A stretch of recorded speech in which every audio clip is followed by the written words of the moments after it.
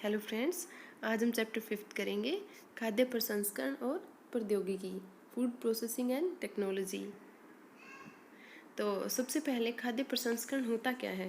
यह ऐसी विधियों और प्रसंस्करण तकनीकों का समूह है जो कच्ची सामग्रियों को तैयार या आधे तैयार उत्पादों में बदल देता है, जो कि आकर्षक, विपणन योग्य और अक्सर लंबे सुरक्षा काल वाले होते हैं। तो हम कैसे समझेंगे कि फूड प्रोसेसिंग क्या है?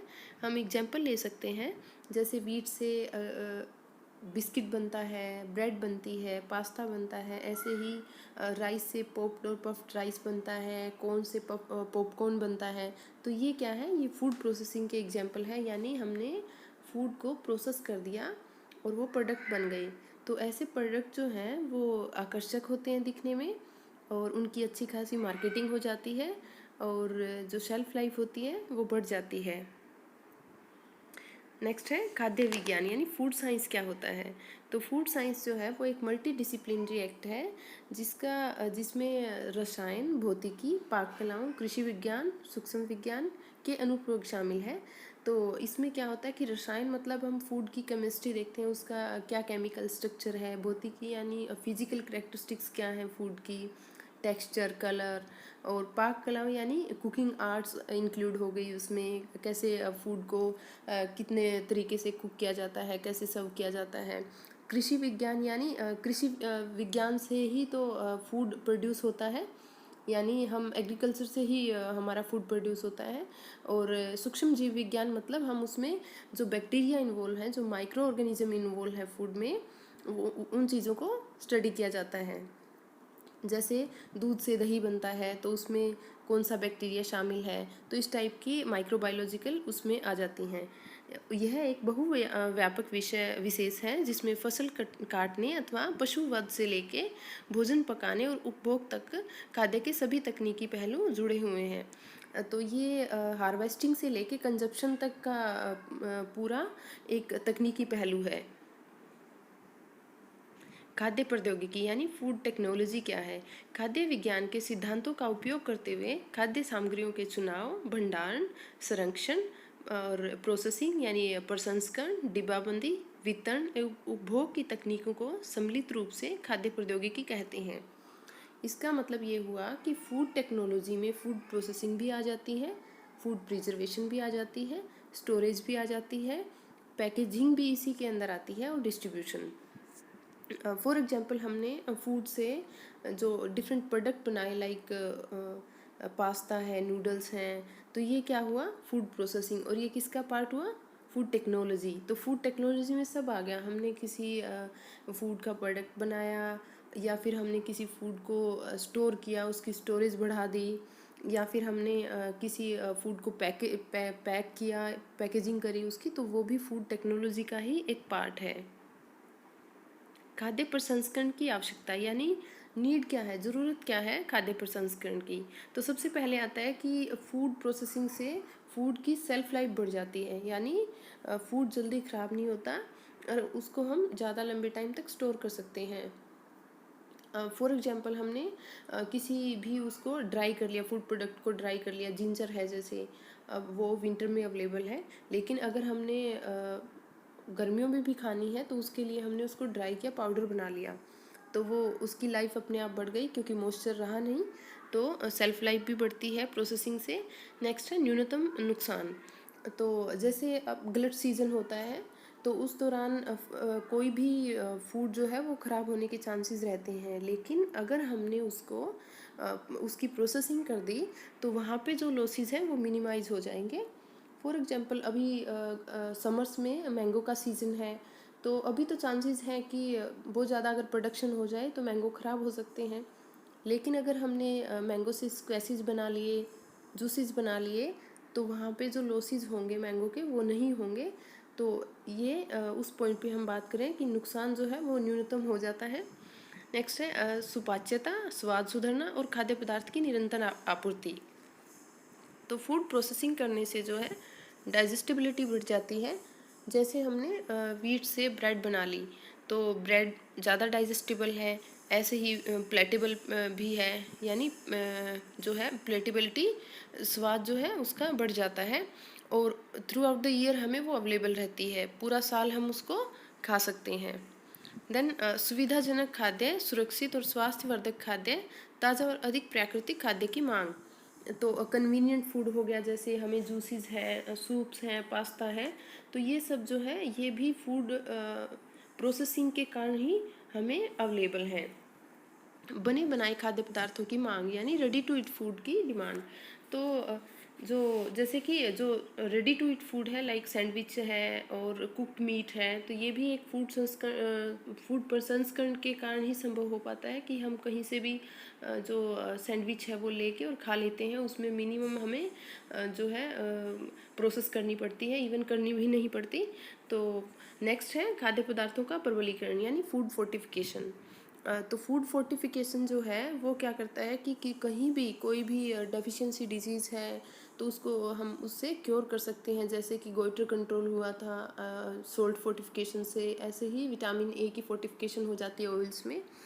तो ये भी फूड फोर्टिफिकेशन भी फूड प्रोसेसिंग का ही एक पार्ट है, यानी फूड को हमने प्रोसेस करके फोर्टिफाई कर दिया और उससे डिजीज़ कंट्रोल हो गई। नेक्स्ट है खाद्य उत्पादन यानी फूड प्रोडक्शन। तो किसी भी फूड को प्रोड्यूस करना ही फूड प्रोडक्शन है। जैसे डिफरेंट फूड इंडस्ट्रीज़ है, हल्दीराम है, पार्ले जी है, तो ये क्या करते हैं, ये अपना different different food articles prepare करते हैं और सेल करते हैं। तो इसमें खाद्य उत्पादों को बढ़ती जनसंख्या की विविध मांगों को पूरा करने के लिए खाद्य प्रौद्योगिकी के सिद्धांत का उपयोग करते हुए बड़े पैमाने पर तैयार किया जाता है। खाद्य उत्पादन वर्तमान काल का सबसे बड़ा उत्पादन उद्योग है और भारतीय खाद्य उद्योग संसाधित खाद्यों के प्रमुख उत्पादन के रूप में उभरा है और लगभग 6% जीडीपी के योगदान के साथ आकार की दृष्टि से 5वें स्थान पे है। खाद्य संसाधन और प्रौद्योगिकी का विकास। 1810 में निकोलस एप्रेट द्वारा खाद्य पदार्थों का डिब्बा में बंद करने की प्रक्रिया को विकसित करना एक निर्णायक घटना थी। तो जो कैनिंग थी यानी डिब्बा में बंद करने की प्रक्रिया, वो निकोलस एप्रेट के द्वारा 1810 में विकसित की गई और यह बहुत ही एक इम्पोर्टेंट इन्वेंशन थी और जो कि बहुत ज़्यादा यूज़ हो रही है। और इससे क्या है कि किसी भी प्रोडक्ट की शेल्फ़ लाइफ है वो इंक्रीज हो जाती है। इसमें पहले किसी भी कैन को स्टरलाइज किया जाता है, चाहे वो एक ग्लास कंटेनर हो चाहे मेटल कंटेनर हो, उसको स्टरलाइज करके उसमें फूड आर्टिकल फिल किया जाता है, देन उसको हीट किया जाता है। तो फूड आर्टिकल में जो भी माइक्रो ऑर्गेनिज्म पहले से अगर मौजूद है तो वो हीट से मर जाते हैं और फूड जो है वो सेफ हो जाता है और लंबे टाइम तक हम उसको स्टोर कर सकते हैं। नेक्स्ट है कि पास्चराइजेशन विधि जो है वो लुइस पास्चर द्वारा 1864 में विकसित की गई और इस विधि से अंगूरी शराब को खराब होने से बचाने का शोध किया गया था। तो पास्चराइजेशन जो है वो दो प्रकार से होती है। एक होता है हाई टेम्परेचर शॉर्ट टाइम, यानी जब 72 डिग्री सेल्सियस पे 15 सेकंड के लिए फूड को गर्म किया जाता है तो वो HTST हो गया। और दूसरा होता है लो टेम्परेचर शॉर्ट टाइम यानी लो टेम्परेचर लॉन्ग टाइम। तो इसमें ये होता है कि 62.8 डिग्री सेल्सियस पे फूड को 30 मिनट के लिए गर्म किया जाता है और इससे जो पैथोजन जो भी फूड में प्रेजेंट होते हैं, जैसे डिजीज़ कोजिंग कोई भी बैक्टीरिया है, चाहे वो TB के हों चाहे कोई और, तो इस विधि से वो पूरी तरह से नष्ट हो जाते हैं और फूड जो है वो कंजप्शन के लायक हो जाता है और काफ़ी हद तक उसकी जो शेल्फ लाइफ है वो भी बढ़ जाती है as compared to raw milk. Then भोजन के बिगड़ने या नष्ट होने के कारक कौन कौन से हैं, तो वो कौन कौन से फैक्टर्स हैं जो फूड की स्पॉइलेज करते हैं। तो सबसे पहले है कि पीड़क, कीटों का आक्रमण और कीटनाशक, यानी जब भी फूड ग्रो होता है स्टार्टिंग में तभी से फूड पे अटैक होने स्टार्ट हो जाते हैं। तो उस दौरान या तो इंसेक्ट पेस्ट अटैक करते हैं या फिर कई बार ये होता है कि फर्टिलाइजर्स है वो ज़्यादा यूज़ हो जाते हैं तो उससे भी फूड खराब हो जाता है। नेक्स्ट है कि भंडारण के लिए अपेक्षा से अणु है वो 5 से 60 डिग्री पे है, वो उस टेम्परेचर पे ज़्यादा रैपिडली ग्रो करते हैं। तो ये जो टेम्परेचर है, ये रेंज है टेम्परेचर की, ये खतरे का क्षेत्र कहलाती है यानी डेंजर जोन है ये। तो अगर इस टेम्परेचर पे फूड रखा जाए तो वो फूड बहुत जल्दी ख़राब हो जाता है। प्रकाश और अन्य विकिरणों, ऑक्सीजन और नमी। सनलाइट है वो भी फूड को अफेक्ट करती है, स्पॉइल करती है। जैसे विटामिन सी है, विटामिन ए है और विटामिन B2 है, राइबोफ्लेविन है, तो ये तो सनलाइट से नष्ट हो जाते हैं। इसके अलावा जो है वो फूड की जो फिजिकल जो है करेक्टरिस्टिक्स वो भी चेंज हो जाती हैं। और ऑक्सीजन है, जो ऑक्सीजन है उसके बगैर एनारोब्स को छोड़ के सारे बैक्टीरिया हैं उनको ऑक्सीजन चाहिए, तो ये भी फूड को ख़राब करने का एक कारण है। और नमी जो है, मॉइस्चर, तो सभी बैक्टीरियाज को यानी माइक्रो ऑर्गेनिज्म को मॉइस्चर चाहिए ग्रो करने के लिए। अराउंड 13% फ्री वाटर चाहिए फूड में, तो इससे भी फूड जो है वो ख़राब हो जाता है। देन सूक्ष्म जीवाणु अधिक प्रोटीन युक्त खाद्य पदार्थ पसंद करते हैं, जैसे मांस, मछली, अंडे, डेयरी उत्पाद, और ये सब अत्यधिक जोखिम वाले खाद्य कहलाते हैं। तो जो माइक्रो ऑर्गेनिजम्स हैं उनको प्रोटीन फूड ज़्यादा पसंद है और प्रोटीन पे वो ज़्यादा ग्रो करते हैं, तो इनको हम हाई रिस्क फूड भी बोल देते हैं। देन खाद्य पदार्थ में प्राकृतिक रूप से उपस्थित एंजाइम, तो जो हमारे फूड में एंजाइम्स मौजूद होते हैं वो भी फूड स्पॉइलेज का एक वजह बन जाते हैं। जैसे हमने फॉर एग्जांपल बनाना अगर रखा है तो वो 2 दिन में ही 3 दिन में जो है डिकम्पोज हो जाता है। वो क्यों होता है? वो एंजाइमेटिक एक्टिविटी के कारण। देन खाद्य पदार्थों के वर्ग। विकार्य खाद्य पदार्थ, ये वे पदार्थ हैं जो 1-2 दिन में ही खराब हो जाते हैं, जैसे दूध, दही, मछली और मांस। ये क्यों खराब हो जाते हैं? क्योंकि ये जो फूड है इनमें मॉइस्चर लेवल जो है वो बहुत ज़्यादा होता है, about 80 to 90%, even more than 90। तो जो माइक्रो बायोलॉजिकल एक्टिविटी है वो बहुत ज़्यादा होती है, इसके कारण ये बहुत जल्दी स्पॉइल हो जाते हैं। फिर है अर्धविकारीय पदार्थ, ये वो पदार्थ हैं जो 1-2 सप्ताह तक सही हालात में रहते हैं, जैसे फल और सब्जियां। और कुछ एक रूट्स एंड ट्यूबर्स हैं, जैसे प्याज और आलू, वो 2 और 4 सप्ताह तक भी चल जाते हैं। जैसे क्योंकि जो प्याज और आलू होते हैं उनमें और सब्जियों में क्या होता है, या तो डिकम्पोज हो जाते हैं या फिर ड्राई हो जाती हैं, श्रिवल हो जाती हैं, श्रिंक हो जाती हैं। इसमें जो इनका आउटर लेयर है वो थोड़ी कॉम्पैक्ट होती है और मॉइस्चर लॉस नहीं होता, तो इस वजह से भी ये जो है वो ठीक बनी रहती हैं। देन अविकारीय पदार्थ, ये वो पदार्थ हैं जो सामान्यतः 1 साल तक खराब नहीं होते, जैसे अनाज है, दालें हैं, तिलहन है। खाद्य पदार्थों को नष्ट होने से बचाने के लिए संसाधित विधियों की मूल संकल्पनाएं, जैसे ऊष्मा का अनुप्रयोग। हम अगर हीट का प्रयोग करते हैं तो जो फूड है वो ख़राब नहीं होगा, जल्दी ख़राब नहीं होगा, उसकी शेल्फ़ लाइफ है वो बढ़ जाएगी। जैसे अब एक रो मिल्क है, उसकी शेल्फ़ लाइफ है वो बहुत कम है, बहुत जल्दी ख़राब होता है, लेकिन अगर हमने उसको बॉईल किया, पास्चराइज किया, तो वो उसकी जो शेल्फ़ लाइफ है वो इंक्रीज़ हो जाती है। जल को हटाना यानी किसी भी फूड को ड्राई करना, तो पहले भी शायद हमने डिस्कस किया है कि जैसे जिंजर है तो उसको अगर हम फ्रेश खा रहे हैं तो उसकी सेल्फ लाइफ इतनी नहीं है, लेकिन अगर हमने उसको ड्राई कर लिया, उसका पाउडर बना लिया, या फिर कोई ग्रीन लीफी वेजिटेबल है जैसे मेथी है, उसको हम ड्राई करके रख लेते हैं, तो उसकी जो शेल्फ लाइफ है वो बढ़ जाती है, वो जल्दी ख़राब नहीं होती।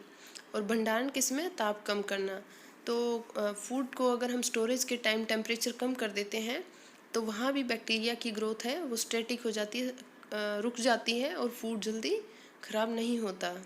नेक्स्ट है पीएच कम करना, तो किसी भी फूड को हम लंबे टाइम तक स्टोर कर सकते हैं अगर उसका पीएच कम कर दे तो। जैसे हमने पिकल बनाया और पिकल में विनेगर डाल दिया, तो विनेगर डालने से फूड जो है वो एसिडिक हो गया, पीएच कम हो गया और उसकी स्टोरेज है वो बढ़ गई। ऑक्सीजन और कार्बन डाइऑक्साइड की उपलब्धता पर नियंत्रण, तो किसी भी फूड में ऑक्सीजन और कार्बन डाइऑक्साइड क्या है, अगर मौजूद है तो माइक्रो ऑर्गेनिज्म वहाँ पे ज़्यादा ग्रो करते हैं। और अगर हमने ऑक्सीजन हटा दी वहाँ से और अगर कार्बन डाइऑक्साइड भी निकाल दी तो वैक्यूम पैकिंग हो गई और वहाँ पे जो माइक्रो ऑर्गेनिज्म के ग्रो के चांसेस हैं वो बहुत ही मिनिमम यानी कम हो जाते हैं। नेक्स्ट है न्यूनतम संसाधित खाद्य, यानी वो खाद्य पदार्थ जिनको मिनिमम जो प्रोसेस्ड होते हैं, यानी उनमें ना कोई हम प्रिजर्वेटिव डालते हैं ना कोई और प्रोसेस करते हैं, हम इसमें इनको साफ़ करते हैं और काटना, छाँटना, छीलना और निम्न ताप पे भंडारण करना, ये सब इसके अंदर आता है। जैसे कि आप सब स्क्रीन पे देख रहे होंगे कि कुछ एक वेजिटेबल भी इसके एग्जाम्पल है, इनको बस साफ किया, काट छाट के पैक कर दिया। संरक्षित खाद्य यानी प्रिजर्व्ड फूड, तो इसके अंतर्गत संरक्षण के लिए प्रयुक्त की गई विधियां उत्पाद के गुणों में अधिक परिवर्तन नहीं करती हैं। जैसे फ्रोज़न पीस है, ड्राई पीस है, तो इससे क्या है कि जो इनकी पौष्टिकता है वो बनी रहती है, वो अफेक्ट नहीं होती न्यूट्रिशनल वैल्यू, और ऑफ सीजन में ये अवेलेबल रहती हैं। विनिर्मित खाद्य यानी मैन्युफैक्चर्ड फूड, इस प्रकार के उत्पादों में कच्ची सामग्री के मूल गुण जो हैं वो काफ़ी हद तक समाप्त हो जाते हैं। तो इसके क्या क्या एग्जांपल्स हैं, जैसे अचार है, जैम है, मुरब्बा है, शरबत है, पापड़ और बड़ी है। इस प्रकार के पदार्थों में हम जो है संरक्षित करने के लिए या तो बहुत ज़्यादा हम नमक का प्रयोग करते हैं, या फिर शक्कर का, या फिर तेल का। जैसे जैम बनाते हैं तो उसमें बहुत ज़्यादा हम शक्कर डाल देते हैं ताकि उसकी सेल्फ लाइफ जो है वो बनी रहे, यानी वो जल्दी ख़राब ना हो। ऐसे ही पिकल में हम बहुत ज़्यादा नमक डालते हैं, या फिर हम विनेगर डालते हैं और तेल भी यूज़ करते हैं ताकि ये लंबे टाइम तक प्रिजर्व रह सके। फिर है फार्मूलाबद्ध खाद्य यानी फॉर्मुलेटेड फूड्स, विभिन्न प्रकार के जो संघटक को मिलाकर और संशोधित करके खाद्य पदार्थ तैयार किए जाते हैं, जिसमें प्राप्त खाद्य उत्पादों का शेल्फ लाइफ जो है वो अधिक हो पाए। और इसकी एग्जांपल है डबल रोटी, बिस्किट, आइसक्रीम, केक और कुल्फ़ी। यानी ये जो है ये फॉर्मुलेटेड फूड हम इसको इसलिए बोलते हैं कि एक तय पैरामीटर के अकॉर्डिंग हम इसको बनाते हैं। जैसे इतना हमें ये चीज़ डालनी है, फिर इतना हमें डालना है ये। जैसे कि जो केक बनाते हैं फॉर एग्जांपल, तो उसमें जो इतना हमें मीठा सोडा डालना है, इतना हमें बेकिंग पाउडर डालना है, फिर इतनी देर के लिए हमें 60 मिनट के लिए इतना हमें बेक करना है। तो ये सब फॉर्मुलेटेड फूड्स हैं। यानी फूड डेरिवेटिव्स यानी खाद्य व्युत्पन्न, तो उद्योग में खाद्य पदार्थों के संघटकों को कच्ची सामग्री संशोधन के द्वारा प्राप्त किया जा सकता है, जैसे गन्ने से शक्कर अथवा तिलहन से तेल।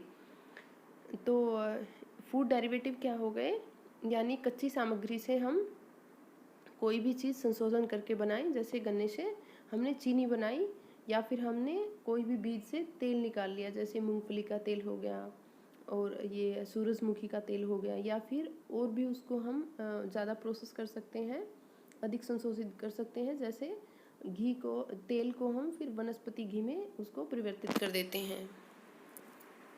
देन है सिंथेटिक फूड्स यानी संश्लेषित खाद्य, ये उत्पाद सूक्ष्म जैविक अथवा रासायनिक संश्लेषण द्वारा विनिर्मित किए जाते हैं। उदाहरण के लिए उद्योगों में उपयोग में आने वाले एंजाइम और पोषक तत्व, या पोषक तत्व जैसे विटामिन, तो जो भी इंडस्ट्रीज़ में प्रिपेयर होते हैं वो सिंथेटिक फूड हैं। जैसे हम जो फूड से जो विटामिन लेते हैं वो तो हमारे नेचुरल विटामिन हो गए, और इसके अलावा अगर हम मल्टीविटामिन खाते हैं टैबलेट की फॉर्म में, सिरप की फॉर्म में, तो वो एक सिंथेटिक फूड हो गया। नेक्स्ट है फंक्शनल फूड्स यानी कार्यमूलक खाद्य, ये खाद्य पदार्थ मानव स्वास्थ्य पर लाभदायक प्रभाव डालते हैं। उदाहरण के तौर पे फाइबर हो गया और एंटीऑक्सीडेंट। तो जो फंक्शनल फूड्स हैं वो न्यूट्रिशनल वैल्यू के अलावा हमें एक्स्ट्रा हेल्थ बेनिफिट प्रोवाइड करते हैं। फॉर एग्जांपल जो फाइबर है वो हमें क्या करते हैं, हमारी जो सेहत है उसको ठीक रखते हैं, कॉन्स्टिपेशन नहीं होने देते। इसके अलावा जो एंटीऑक्सीडेंट है जैसे लाइकोपीन है टोमेटो में, तो वो क्या करता है, एंटीऑक्सीडेंट हमें कई प्रकार की बीमारियों से बचाते हैं, जैसे कैंसर है, डायबिटीज़ है, हार्ट डिजीज़ है। हालांकि ये न्यूट्रिशन वैल्यू ऐड नहीं करते हैं फंक्शनल फूड। देन चिकित्सीय खाद्य यानी मेडिसिनल फूड्स, तो ये वो फूड हैं जैसे कम सोडियम वाला नमक हो गया, लैक्टोज फ्री जो मिल्क हो गया, और जैसे आप एग्जांपल के तौर पे स्क्रीन पे देख सकते हो, जैसे टाटा सोल्ट लाइट है, तो इसमें 15% जो है वो कम सोडियम होता है। तो ये क्या है कि किसी डिजीज़ कंडीशन में उपयोग में लाई जाते हैं। हमारा चैप्टर ख़त्म हो गया। Thanks for watching this video. Please like and subscribe the channel.